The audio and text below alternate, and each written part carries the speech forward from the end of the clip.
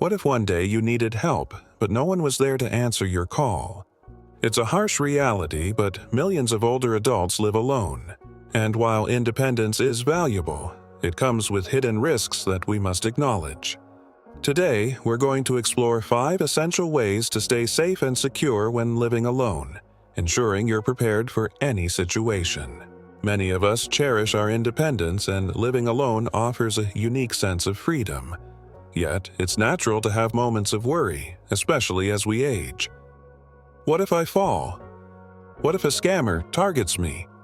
What if days pass before anyone notices something is wrong? These are valid concerns. I remember my dear friend, Walter, a retired carpenter who lived alone since his wife passed away. He took great pride in his independence, fixing things around his house and tending his garden. But lately, nagging concerns crept into his mind. What if, he'd ask himself. Walter's story resonates with so many of us. The truth is, you're not alone in these thoughts.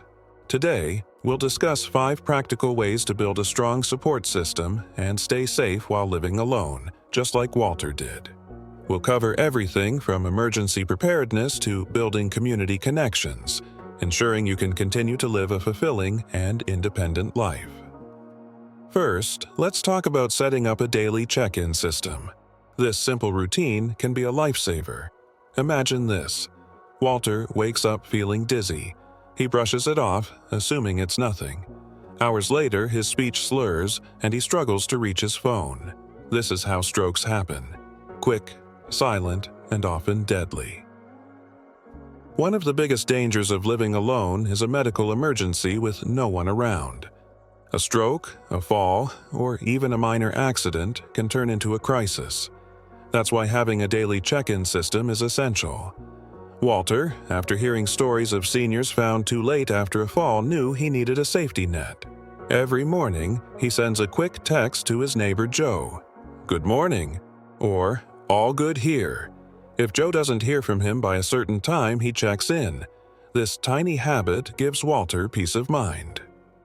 It's not just about health emergencies. A check-in system can also prevent scams and security threats. If Walter gets a suspicious call or someone knocks claiming to be from a utility company, he runs it by Joe first. Find a check-in partner. Use technology like automatic check-in apps or smart home devices, and stick to a schedule.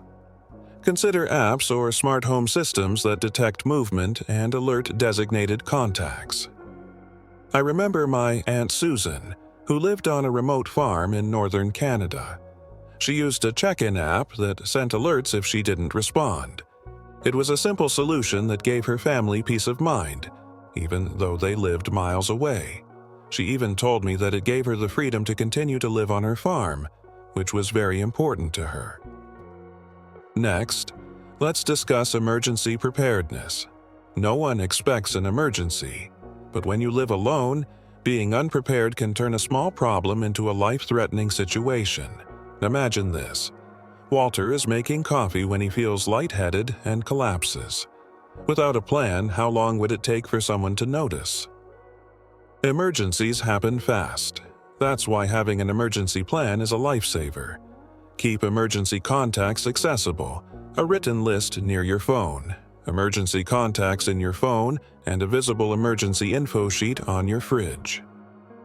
Use a medical alert device. Walter wears a simple pendant. One press of the button and help is on the way. These devices work even if you fall and can't get up. They provide peace of mind and are often discreet.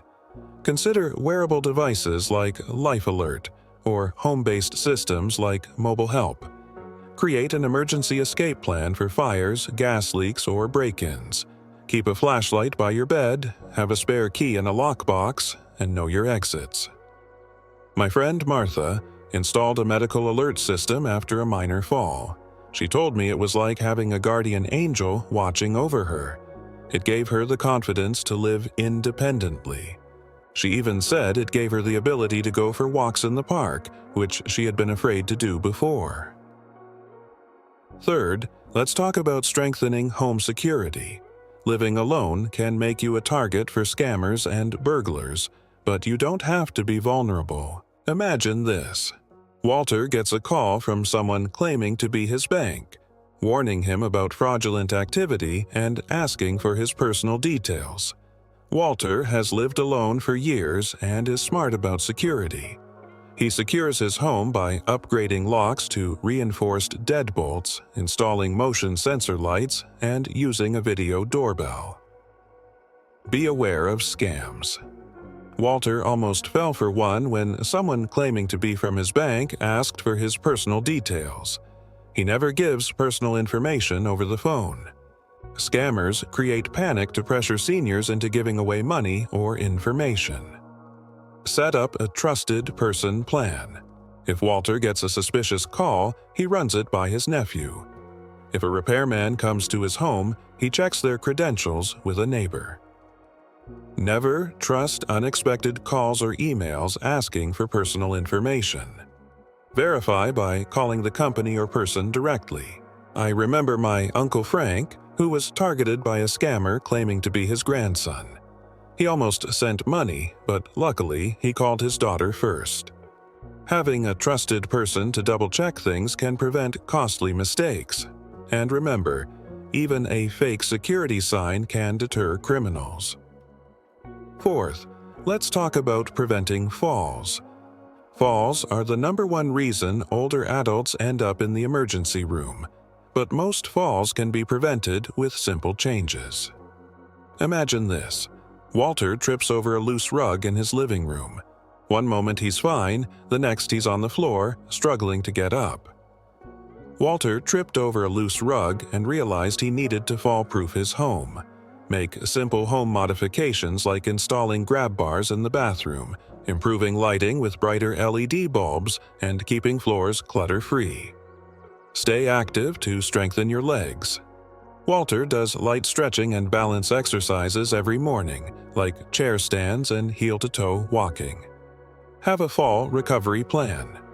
Keep a phone nearby, use a medical alert device, and practice how to get up safely if you do fall. My friend Alice started doing chair stands every morning. She told me it made a huge difference in her balance and confidence. She also told me that she replaced all of her throw rugs with non-slip mats after her fall. Remember, even with the best precautions, accidents happen. The key is knowing what to do if you do fall. Finally, let's talk about staying socially connected. Living alone doesn't have to mean being lonely. Imagine this. Walter, after his wife passed, got used to quiet evenings and solo meals. He told himself, "I enjoy my own company, what's the harm?" But over time, his energy dipped. He wasn't sleeping well, and the days felt longer and emptier. Studies show that loneliness is as dangerous as smoking 15 cigarettes a day, increasing the risk of heart disease, dementia, and even early death. Walter realized this after a simple conversation at the hardware store, where he ran into an old friend who invited him to a local woodworking club. Join a local group, stay in touch with family and friends through phone calls or video chats, get involved in a church or volunteer program, or try online social groups. Walter quickly realized that staying social means having someone to talk to, laugh with, and rely on. Virtual meetups can connect seniors with shared interests, from gardening to history discussions. My neighbor, Helen, started volunteering at the local library. She made new friends and felt like she was contributing to her community. She even told me that she had found a new purpose in life. Make the first move, it's worth it. So, there you have it. 5 essential ways to stay safe and independent while living alone. Remember, it's about being proactive and building a strong support system, just like Walter did. He made simple adjustments: a check-in system, emergency plan, home security upgrades, fall-proofing, and staying socially connected. And because of these choices, he no longer worries about what if. He knows he's prepared. I'd love to hear from you. Which of these tips will you start using today? What are your tips for staying safe while living alone? Share them in the comments below.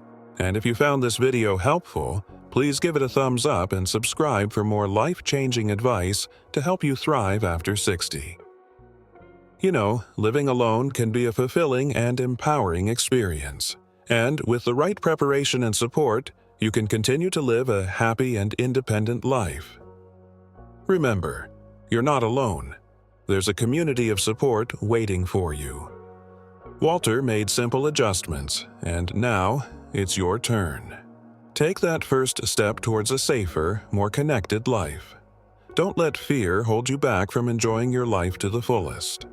You have the strength and resilience to thrive, no matter what challenges you face.